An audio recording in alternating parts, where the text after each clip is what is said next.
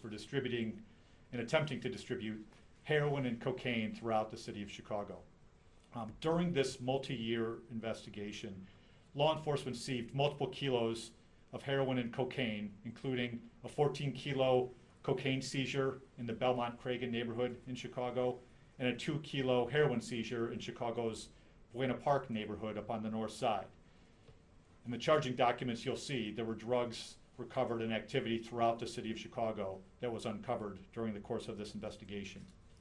This was a joint federal and local investigation. It was led by the U.S. Department of Homeland Security Investigations and the Chicago Police Department.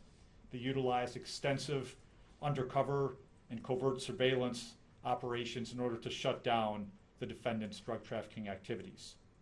So I'd like to take the occasion today to commend our partners at HSI and the Chicago Police Department for their outstanding work in bringing these individuals to justice. I also want to thank some other partners who worked on the case as well, the IRS Criminal Investigation Division here in Chicago, and also people from the Cook County State's Attorney's Office who were valuable partners in this case. And last and certainly not least, I want to recognize the prosecutors, the assistant U.S. attorneys who worked on the case, Aaron Bond, Aaron Kelly, and Brian Kerwin for their dedication and their thoughtful and tireless work.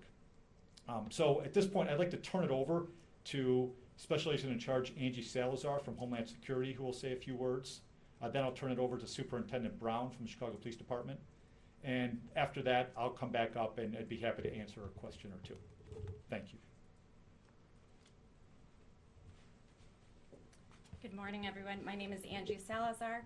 I am the Special Agent in Charge for Homeland Security Investigations over Illinois, Wisconsin, and Indiana. I'm pleased to join our partners here today as we recognize achievements made in connection with this investigation by the countless law enforcement officers, analysts, and prosecutors.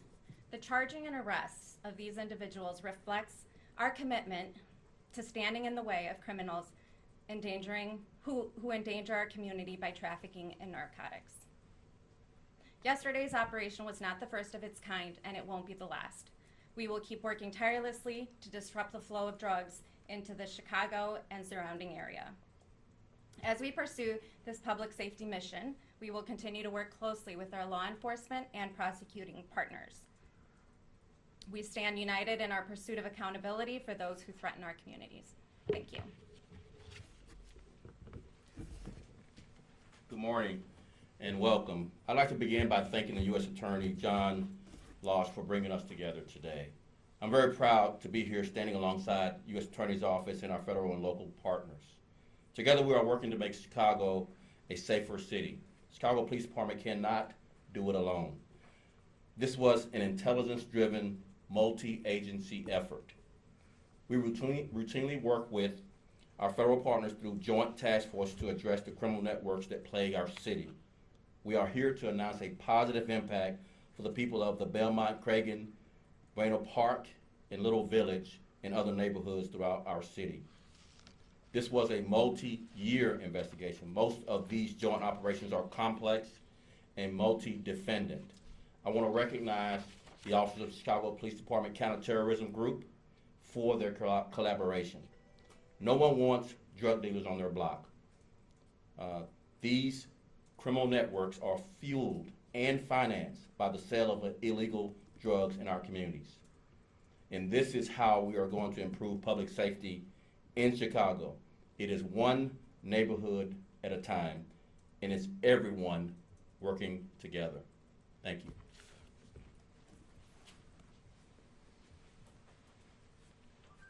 Thank you, Superintendent Brown. And with that, I'd be happy to answer a question or two. Is this a street gang like Latin Kings, Gangster Disciples? Who are these guys? Yeah, that's a good question. So as I always do, I need to stick to within the four corners of the charging documents here. And so there's nothing in these allegations that relates specifically to a street gang in particular. But as we know, separate from this case, the drugs that come into our neighborhoods oftentimes do end up in the hands of members of criminal organizations to which deal them further. But how far back does this investigation go? It goes back certainly into 2000, maybe even before that. I mean, everything. November 2018. I think, Okay. approximately. Yep. November 2018. And are there any allegations of violence in the complaint? There's no allegations of violence in the complaint. Would you be able to talk at all about the Nissan where you seized a large quantity of cocaine, according to the document, and it was like a hidden compartment in the vehicle? Yeah. So I'll do my best initially, and then I'll ask Aaron if there's anything I get wrong or needs elaborating. But and I'll speak a little bit more general. I mean, individuals who use trap compartments, secret compartments in vehicles in order to hide drugs or guns is something that has been common for some time, going back to the days when I was a line assistant U.S. attorney working cases as well. And so I don't know if there's anything specifically unique about this one outside of what's in the charge, but that's something that we see pretty regularly in our drug trafficking cases. And what about that high-rise, the 4200 block of Marine Drive? What was happening there? So again, I would point specifically to what's in the charging document there, but I think one of the things that shows is in this particular investigation, it led law enforcement to multiple locations throughout the city of Chicago. I think indicating one, that there is drug trafficking that's going on in multiple locations, and this is a really good example of what law enforcement does. It follows the evidence where it leads them. So you're saying that was kind of the break in the case, or where you realized something's happening, and then from there you reached out? I think what it shows, if you look at all the different charging documents that are here, is you will see that the investigators, they followed they followed the evidence where it led them, and so and that ultimately led them to different parts of the city in additional individuals who were involved in the trafficking of drugs. I know you guys put out a release about efforts to combat violent crime. Is Operation Legend still ongoing? Is that still part of that? Can you give us a sense where that is? Yeah, and so Operation Legend, is not still ongoing in title, right? I mean, and what Operation Legend was at its core was a surge of resources in order to plus up the efforts that we were already doing, and those efforts continue.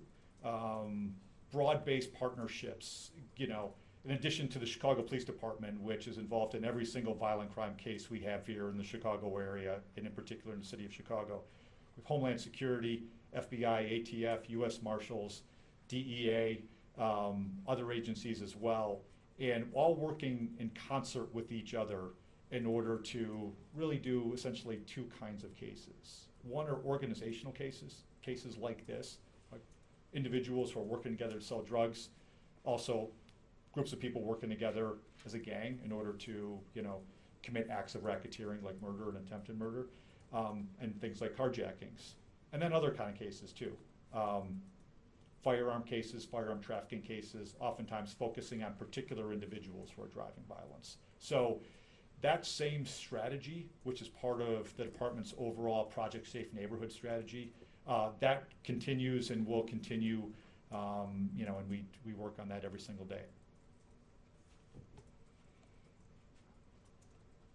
Real quick on topic, just have to ask, there was a big indictment yesterday. I know there's limits on what you can say, but is there anything that you can say about where things stand in regard to public official A and the public corruption investigation? I think it's fair to say that our investigation's ongoing.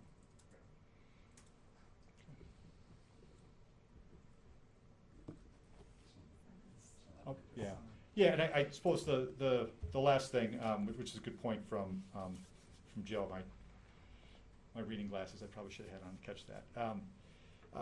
So this summer, right, and it's one of the reasons why we come out oftentimes and we talk before Memorial Day, because obviously it's the start of the summer, and what we've typically seen is violence increase during our warm weather months here in the city of Chicago and really around the country as well.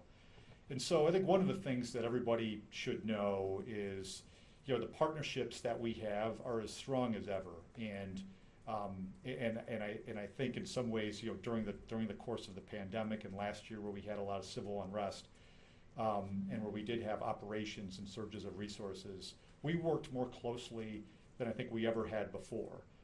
We were very thoughtful, we're very strategic in the types of things that we are doing, And those relationships have continued even as we've seen changes in leadership in different parts of agencies and different parts of the police department. And so what does all that tell us is that we are ready on the enforcement side to do what we need to do in order to keep the people of Chicago safe.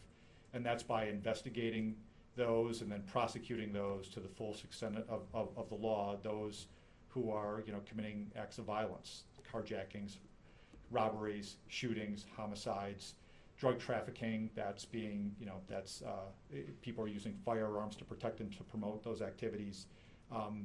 We meet regularly, and we will continue to work together as partners in order to keep people safe this summer. So. Okay. Thank you. Thank you all. All right, take care.